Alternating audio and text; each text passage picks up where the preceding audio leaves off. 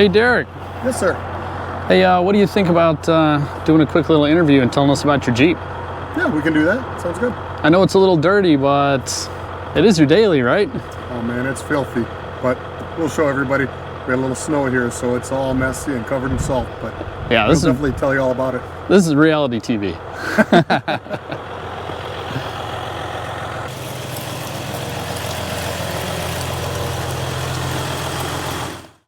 Hi guys, Derek with Iron Rock, and I just wanted to tell you guys a little bit about my Jeep. We're going to kind of do a deep dive on what's all been done to it and kind of its history. So it's a 2020 Jeep Wrangler Rubicon. This one's got the 3-liter diesel in it, and that's kind of when I started looking for a new rig. This is exactly what I was looking for. I wanted that diesel engine, I wanted the torque, I wanted the horsepower, I wanted that kind of that low speed crawling that we could get out of it, and I really wanted the Rubicon so I could start with the lockers, I could start with the 4-to-1 low range in the T-case. So that was kind of my basic starting point on it. So I bought it with about 50,000 miles on it, and you know, I brought it home and immediately went to a 4-inch long arm system on it, and I did Iron Rock's heavy duty steering on it, and then I put some 37-inch BF Goodrich tires on it, some all-terrains, onto some Alpha equipped beadlock capable wheels, but set it up like that on the 37s, worked great. Went to Easter Jeep Safari, Moab, Utah, and did awesome. You know, did all the tough trails, did Pritchett Canyon.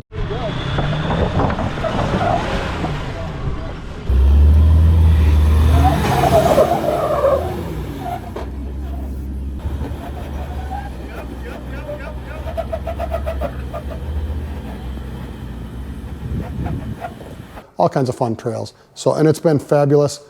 It's now got a little over 80,000 miles on it.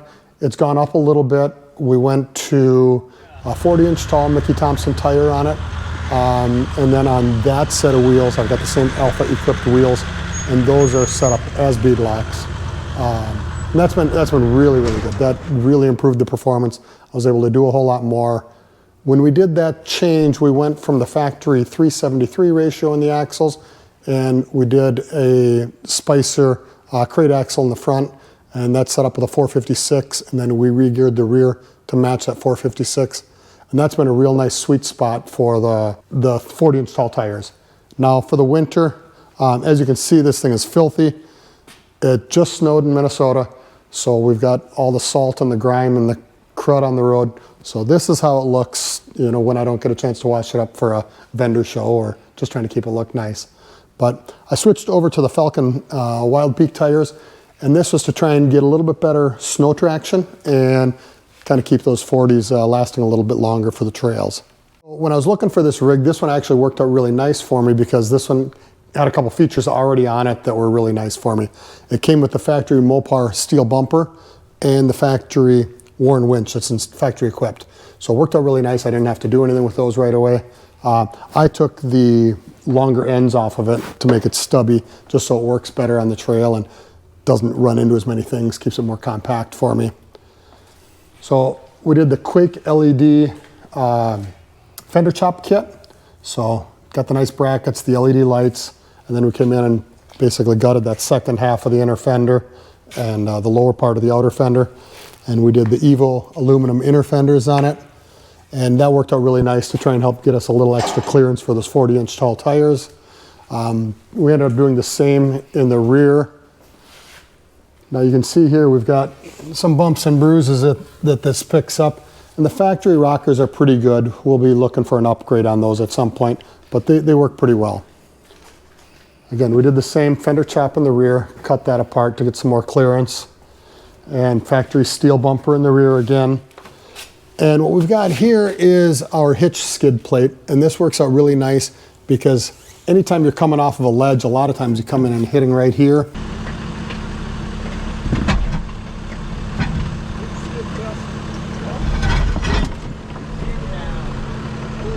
Well done. Yeah. Or worse yet, you hit back out here at the tire. There was one particular trail ride we did in Utah when we were at the dump bump obstacle, and we saw 3 different rigs come down off that ledge and rip the tire right off the back of the rig. So we didn't want to have that happen.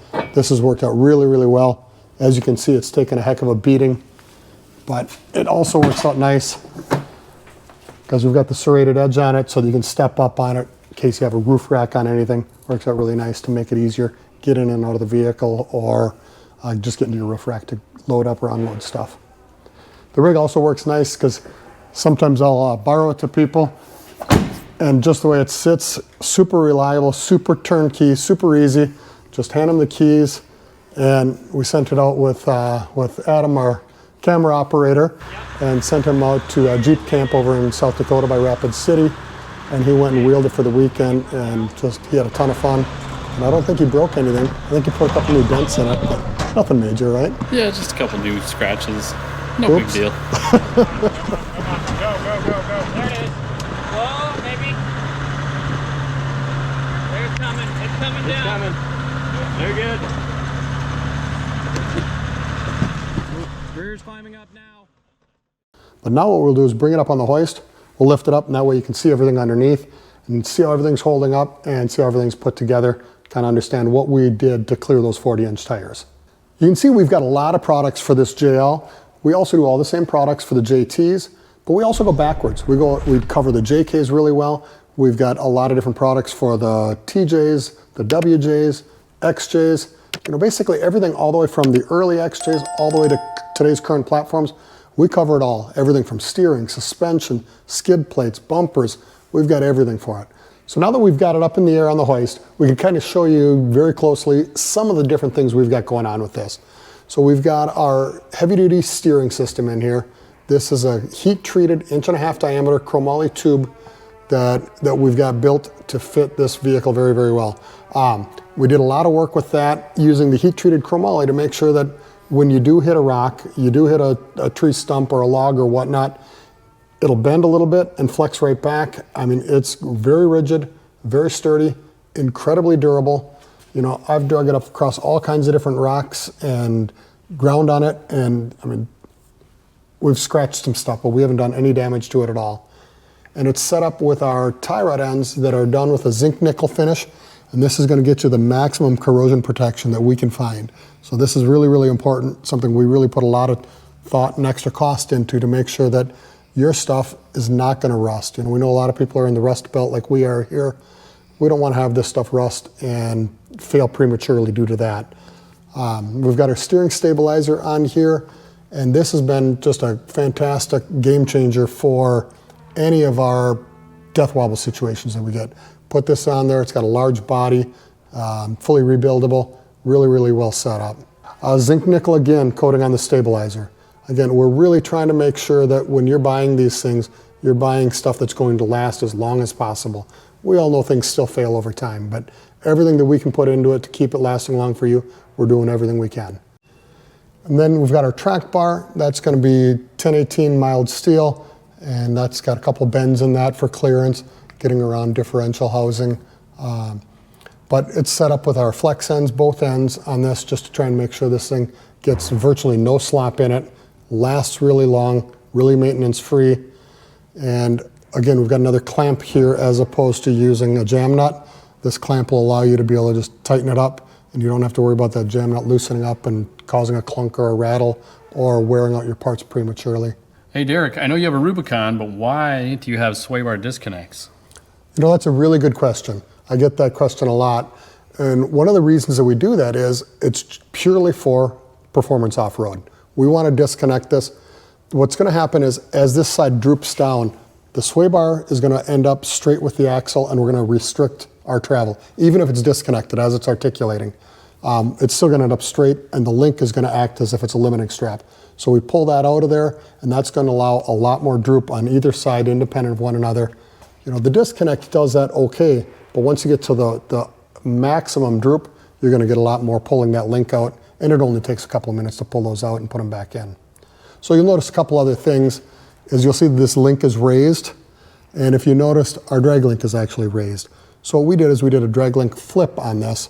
So we've moved it from the bottom side of the knuckle to the top side of the knuckle, and we've got this bracket that raised our track bar up.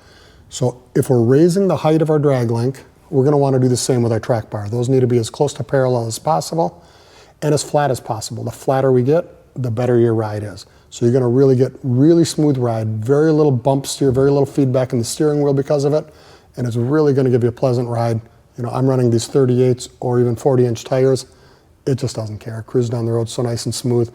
I don't get any wobbles or any death wobble or any shimmies, or it just tracks down the road fabulous. So that's a lot due to the fact that we've got really nice flat angles with those and really strong, no flex happening inside of our bars. So it really keeps it nice and smooth going down the road. Okay, another couple things you'll notice on this crate axle. You know, you look at our brackets, these things are incredibly robust. We're looking at 1/4-inch bracket material. So just another good reason for that ultimate upgrade. The 456 gears have been a fantastic gear ratio for the 40-inch tires. They've worked really, really well for me. You'll notice another shot of our control arms here. Again, you know, 2 bends on each of these, and that's to get tire clearance and ground clearance and clearance off the frame. There's just a lot of different working factors that these guys work really, really hard to try and help to make sure that you get a good quality product that's going to give you the best performance you possibly can get. But when we start looking at some of the stuff that we did to try and help improve the ride quality, we did the Iron Rock Trail Tamer 2.0 hydraulic bump stops. That's a pretty easy install on these. It's just going to be pulling your spring out, putting that in. We've got videos of that online that'll show that installation.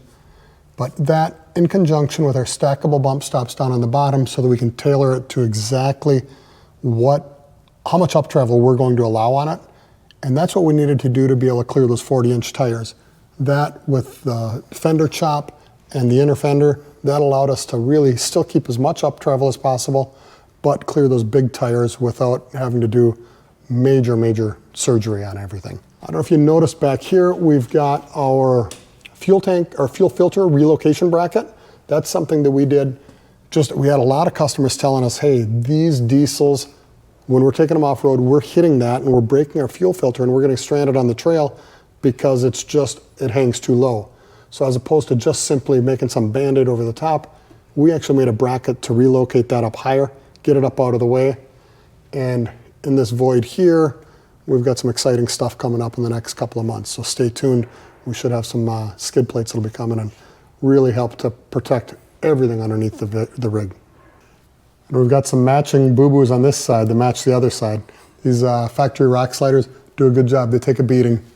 So now we're looking at our rear long arm system, and you're going to notice that everything's tucked up really tight in here.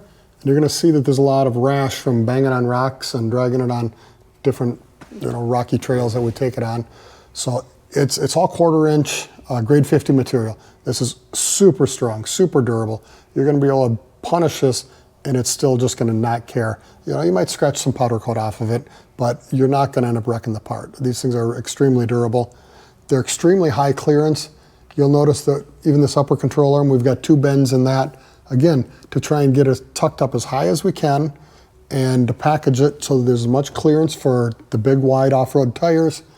These are things that our engineering team really spends a lot of time with to try and make sure that we're getting things as far up and out of the way as we possibly can and still be able to be extremely durable so that when you're out there taking it on the hardest trails, that you can be confident this stuff's going to come back and still be fully functional.